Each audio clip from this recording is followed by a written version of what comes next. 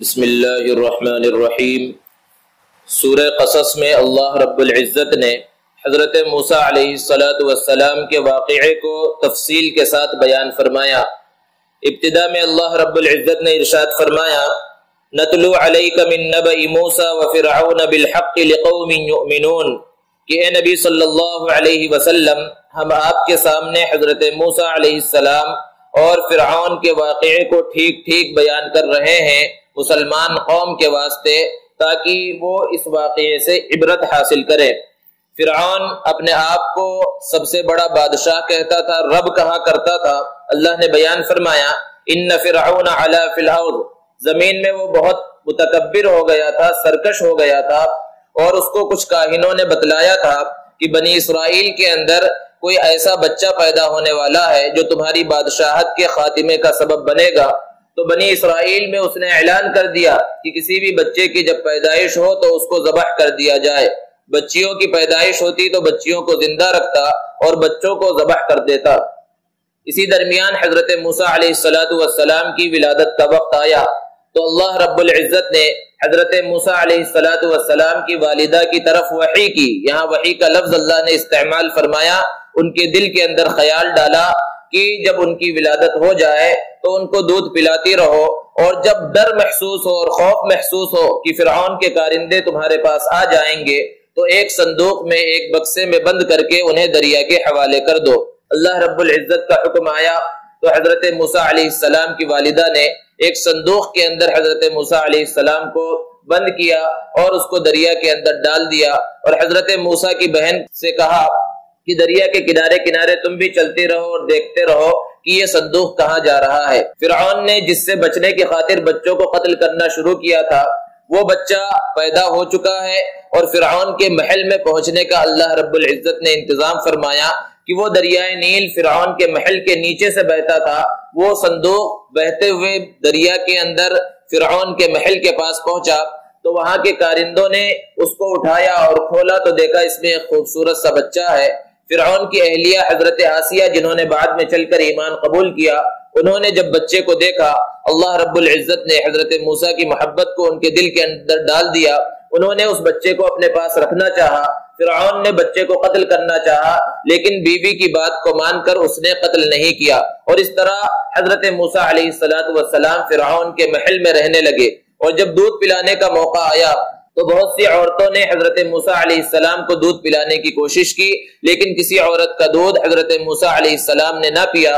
تو حضرت موسیٰ علیہ السلام کی بہن جو وہاں پر موجود تھی، انہوں نے کہا کہ میں ایک ایسی خاتون کو جانتی ہوں کہ ہر بچہ ان کا دودھ پی لیتا ہے۔ چنانچہ حضرت موسیٰ علیہ السلام کی والدہ فرعون کے محل میں پہنچ گئی، اور حضرت موسیٰ علیہ السلام اپنی والدہ کے پاس آ گئے اور ان کا دودھ پینے لگے، اور پھر آہستہ آہستہ فرعون کے محل میں ہی حضرت موسیٰ علیہ السلام بڑے ہونے لگے، یہاں تک کہ جب جوانی کی عمر کو پہنچ گئے تو دیکھا کہ فرعون اور اس کے کارندوں نے بنی اسرائیل پر کس طرح ظلم کر رکھا ہے، اور فرعون نے اور اس کے قوم کے لوگوں نے بنی اسرائیل کو غلام بنا لیا ہے۔ حضرت موسیٰ علیہ السلام ان واقعات کو دیکھ رہے تھے۔ اسی درمیان ایک واقعہ پیش آیا کہ ایک راستے سے حضرت موسیٰ علیہ السلام گزر رہے تھے تو بنی اسرائیل کا ایک شخص اور فرعون کی قوم کا ایک شخص جس کو قبطی کہا جاتا تھا، دونوں آپس میں لڑ رہے تھے۔ تو بنی اسرائیل کے شخص نے مدد کے واسطے حضرت موسیٰ علیہ السلام کو بلایا۔ حضرت موسیٰ علیہ السلام وہاں پر گئے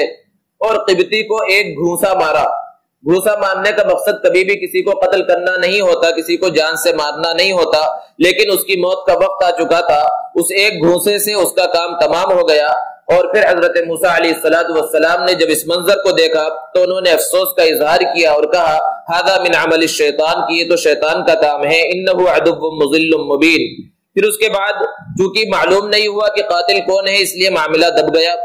جب اگلا دن ہوا، حضرت موسیٰ علیہ السلام پھر ایک راستے سے گزر رہے ہیں تو دیکھا وہی بنی اسرائیل کا شخص جو کل ایک فرعونی سے لڑ رہا تھا، آج بھی ایک دوسرے فرعونی سے لڑ رہا ہے، اور پھر آج موسیٰ علیہ السلام کو مدد کے واسطے بلایا تو حضرت موسیٰ علیہ السلام نے اس کو ڈانٹا کہ کل تو ایک سے لڑ رہا تھا، تیرے اندر ہی خرابی ہے۔ اب اس شخص نے یہ سمجھا، بنی اسرائیل کے شخص نے اور حضرت موسیٰ علیہ السلام کے قوم کے اس شخص نے، کہ کل انہوں نے ایک کا کام تمام کر دیا ہے اور آج مجھ پر غصہ دکھا رہے ہیں، کہیں آج میرا کام نہ تمام کر دے، اس لیے فوراً اس کی زبان سے نکلا کہ کل آپ نے ایک شخص کو قتل کر دیا ہے۔ جیسے ہی اس بات کو اس قبطی نے، فرعون کی قوم کے شخص نے سنا، وہاں اس لڑائی جھگڑے کو اس نے چھوڑ دیا اور فرعون کے دربار میں پہنچا اور فرعون کے سامنے اس نے شکایت کی کہ کل جو ہماری قوم کا ایک آدمی مارا گیا تھا اس کو حضرت موسیٰ علیہ السلام نے مارا تھا۔ ادھر ایک نیک شخص نے حضرت موسیٰ علیہ السلام کو یہ مشورہ دیا کہ اب آپ کی زندگی یہاں پر مشکل ہے، آپ کی جان کو خطرہ ہے، آپ مصر چھوڑ کر یہاں سے چلے جائیے۔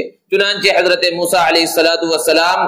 بے یارو مددگار، بغیر کسی سامان کے مصر سے نکلے ہیں اور مدین کی طرف چلے، اور جب مدین کے اندر پہنچے کسی کو پہچانتے نہیں ہے، کوئی زیادہ راہ نہیں ہے، کوئی توشہ نہیں ہے، ایک درخت کے نیچے حضرت موسیٰ علیہ السلام بیٹھے، وہاں پر دیکھا کہ ایک کنواں ہے، لوگ اپنے جانوروں کو وہاں پر لا رہے ہیں، پانی پلا رہے ہیں اور ڈول کے اندر پانی بھر رہے ہیں اور لے کر جا رہے ہیں۔ دو باحیا اور پردے دار لڑکیاں بھی آئیں اپنی بکریوں کو لے کر، وہ پیچھے کھڑی ہوئی تھی۔ حضرت موسیٰ علیہ السلام نے ان کی بکریوں کو پانی پلا دیا، ان کو پانی نکال کر دے دیا اور پوچھا کہ تمہارے گھر میں کوئی مرد نہیں ہے جو یہاں پر پانی نکالنے کے واسطے آ سکے؟ تو ان دونوں لڑکیوں نے جواب دیا کہ ابونا شیخ کبیر، کہ ہمارے جو والد صاحب ہیں وہ بوڑھے ہیں، وہ یہاں پر نہیں آ سکتے ہیں۔ اور پھر وہ دونوں لڑکیاں جب چلی گئی گھر میں، اپنے والد، روایتوں کے اندر آیا ہے کہ وہ نبی حضرت شعیب علیہ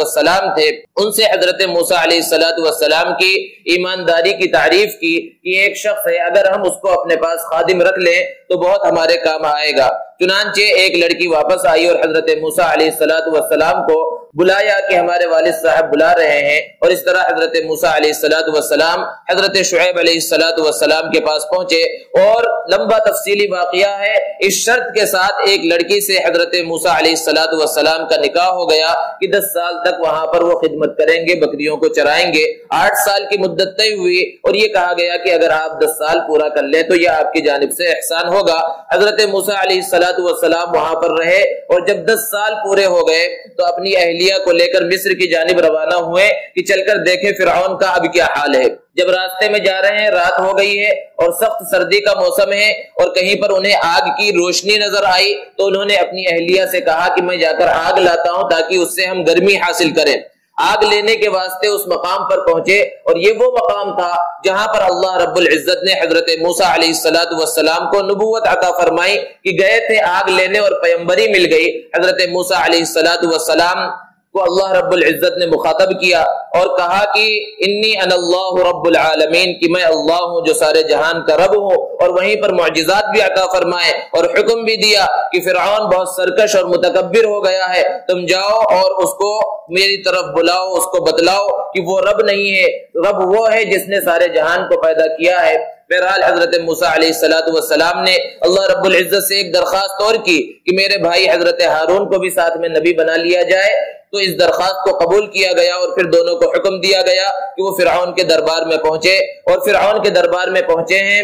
اور پھر فرعون کو دعوت دی ہے، اور پھر جادوگروں کا واقعہ آیا ہے۔ یہ تفصیلی واقعات پہلے بھی گزر چکے ہیں۔ پھر آخر میں فرعون اور اس کے لشکر اور اس کی قوم نے جب حضرت موسیٰ علیہ السلام کی بات کو قبول نہ کیا تو مختلف طرح کے عذابات کو اللہ نے نازل فرمایا اور بالآخر دریا کے اندر غرق کر دیا، اور فرعون اور اس کے قوم کا کام تمام ہو گیا، اللہ نے عذاب کے اندر مبتلا کیا۔ اس کے بعد بنی اسرائیل کو اللہ رب العزت نے بڑے مقامات سے سرفراز فرمایا، لیکن پھر جب ان کے اندر سرکشی آئی اور انہوں نے نافرمانی کی تو اللہ رب العزت نے ان کے اوپر بھی عذابات نازل فرمائے۔ تورات کو نازل کرنے کے واسطے اللہ رب العزت نے حضرت موسیٰ علیہ السلام کو کوہ طور پر 40 دنوں کے واسطے بلایا، تو اس درمیان حضرت ہارون علیہ السلام کو حضرت موسیٰ علیہ السلام اپنا نائب بنا کر تشریف لے گئے۔ ادھر بنی اسرائیل میں سے ایک شخص تھا سامری، اس نے ایک بچڑا بنایا سونے چاندی کے زیورات کا، اور کسی طرح سے اس کے اندر سے آواز آنے لگی تو لوگوں نے اس بچڑے کو معبود بنا لیا، ایک اللہ کی عبادت کو چھوڑ کر بچڑے کی عبادت کے اندر وہ لوگ مشغول ہو گئے۔ حضرت موسیٰ علیہ السلام جب واپس تشریف لائے تو بہت غصے کے اندر آ گئے، ان لوگوں کی بہت سرزنش کی۔ پھر اللہ رب العزت نے ان لوگوں کی توبہ کے واسطے بہت سخت احکامات کو نازل فرمایا۔ پھر اس کے بعد اللہ رب العزت نے حضرت موسیٰ علیہ السلام کی قوم کے اور ایک ظالم اور جابر شخص کا تذکرہ فرمایا جس کا نام تھا قارون۔ یہ حضرت موسیٰ علیہ السلام کی قوم کا تھا، بنی اسرائیل کا تھا، بلکہ بعض روایتوں سے پتہ چلتا ہے کہ حضرت موسیٰ علیہ السلام کا چچا زاد بھائی تھا۔ اللہ رب العزت نے بہت ہی زیادہ مال و دولت سے نوازا تھا۔ آج کے زمانے میں جو بڑے سے بڑا سرمایہ دار ہو سکتا ہے اس سے بھی زیادہ سرمایہ اللہ رب العزت نے اسے عطا فرمایا تھا کہ اس کے خزانوں کی کنجیاں اور چابیاں پہلوانوں کی ایک جماعت مل کر اٹھایا کرتی تھی۔ حضرت موسیٰ علیہ السلام نے اس سے کہا لا تفرح ان اللہ لا يحب الفرحین، کہ تکبر مت کر، اللہ رب العزت تکبر کرنے والوں کو پسند نہیں فرماتے ہیں۔ وابتغ فیما آتاک اللہ الدار الآخرہ ولا تنس نصیبک من الدنیا، اور اللہ رب العزت نے تجھے جو کچھ عطا فرمایا ہے اس کا حصہ نکال، اس کی زکوٰۃ نکال۔ تو اس نے کہا قال انما اوتیتہ علی علم عندی، کہ یہ مال تو میں نے اپنے ہنر سے کمایا ہے، اس کے اندر میں کیوں زکوٰۃ نکالوں؟ زکوٰۃ کو اس نے ٹیکس کہا، تو پھر اس کا انجام کیا ہوا؟ اللہ رب العزت نے قارون کو اس کے خزانے سمیت زمین کے اندر دھسا دیا۔ اس سورت کے آخر میں اللہ رب العزت نے بیان فرمایا تلک الدار الآخرہ نجعلها للذین لا یریدون علوا فی الارض ولا فسادا، کہ اس دنیا کے اندر لوگ عذاب میں مبتلا ہو گئے تو ایسا نہیں ہے کہ بس یہیں پر عذاب آ گیا اور ختم ہو گیا، اس کے بعد کی اور ایک آخرت کی زندگی ہے، اور آخرت کی اچھی زندگی ان لوگوں کے واسطے ہے جو دنیا کے اندر تکبر اور سرکشی نہ کرے۔ فرعون بھی بہت بڑا متکبر تھا اور دنیاوی اعتبار سے بہت زیادہ طاقت کا اور دولت کا مالک تھا، قارون بہت زیادہ دولت کا مالک تھا، لیکن آخرت میں ان لوگوں کی کوئی حقیقت اور کوئی حیثیت نہیں ہوگی۔ آخر میں اللہ نے ارشاد فرمایا لا الہ الا ہو، نہیں ہے کوئی معبود سوائے اس کے، کل شیء ہالک الا وجہ، ساری چیزیں فنا ہو جانے والی ہیں سوائے اللہ رب العزت کے، اسی کے لیے سارے احکامات ہیں، اسی کی جانب فیصلے لوٹتے ہیں۔ اس کے بعد سورہ عنکبوت ہے۔ عنکبوت کے معنی ہیں مکڑی، کیونکہ اس صورت میں اللہ رب العزت نے عنکبوت کا، مکڑی کا تذکرہ فرمایا کفار کی معبودوں کی مثال دیتے ہوئے کہ مثل الذین اتخذوا من دون اللہ اولیاء، ان لوگوں کی مثال جو اللہ کو چھوڑ کر دوسرے معبود بنا رہے ہیں، کمثل العنکبوت، مکڑی کے طرح ہے، اتخذت بیتا، کہ اس مکڑی نے ایک گھر بنایا، عنکبوت نے گھر بنایا، وَإِنَّ أَوْهَنَ الْبُيُوتِ لَبَيْتُ الْعَنْكَبُوتِ، اور سب سے زیادہ کمزور جو گھر ہوتا ہے وہ مکڑی کا گھر ہوتا ہے جو مکڑی کے جالے سے بنتا ہے۔ ان کے معبود کی، معبودان باطلہ کی مثال بالکل مکڑی کے جالے کی طرح ہے۔ اللہ رب العزت نے سورہ عنکبوت کے اندر پہلے کے انبیاء کرام علیہ السلام کو جن آزمائشوں کے اندر مبتلا کیا ہے، اور آزمائش میں مبتلا کرنا، امتحانات میں مبتلا کرنا، یہ اللہ رب العزت کی سنت ہے، اس کو بیان فرمایا اور ارشاد فرمایا احسب الناس ان يتركوا ان يقولوا آمنا وهم لا يفتنون، کہ کیا لوگ گمان کرتے ہیں کہ انہیں صرف یہ کہہ لینے کی وجہ سے چھوڑ دیا جائے گا کہ ہم ایمان لے کر آ گئے، وهم لا يفتنون، اور انہیں آزمایا نہیں جائے گا۔ وَلَقَدْ فَتَنَّا الَّذِينَ مِنْ قَبْلِهِمْ فَلَيَعْلَمَنَّ اللَّهُ الَّذِينَ صَدَقُوا وَلَيَعْلَمَنَّ الْكَاذِبِينَ، البتہ تحقیق ہم نے پہلے کے لوگوں کو آزمایا اور بہت سخت آزمائش کے اندر ہم نے مبتلا کیا، اور آزمائش کا مقصد کیا ہے؟ تاکہ اللہ رب العزت جان لے کہ کون لوگ سچے ہیں اور کون لوگ جھوٹے ہیں۔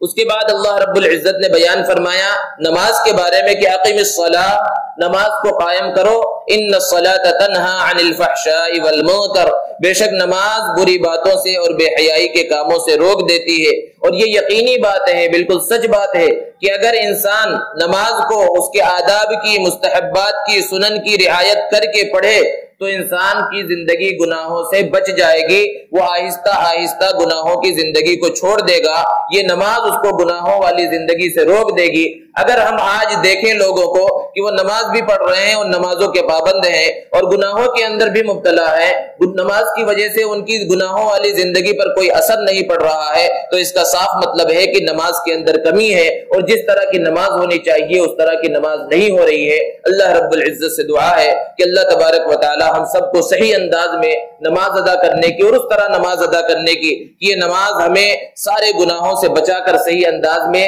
زندگی گزارنے کی طرف راغب کر دے، ایسی نماز پڑھنے کی توفیق عطا فرمائے۔ وآخر دعوانا الحمدللہ۔